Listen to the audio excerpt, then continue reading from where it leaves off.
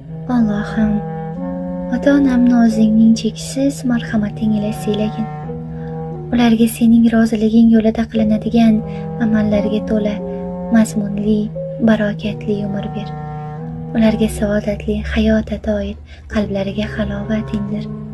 Ularni barcha orzu va maqsadlariga eng xayrli yo'l ila yetishtirgin.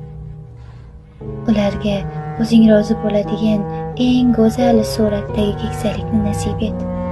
Ularni to'shakka bog'lab qo'yma va ularni sendan boshqa hech kimga muhtoj qilma. Robbim, ulardan rozi bo'lmaguningcha va ularni fazling ila oliy Firdavs jannatingga loyiq ko'rmaguningcha jonlarini olma. Ularni qabr azobidan va qiyomat kungi fitnalardan asragin va hisobsiz jannatingga kirguvchilar safidan aylagin. Ularning maxfiy va oshkora, katta va kichik, bilib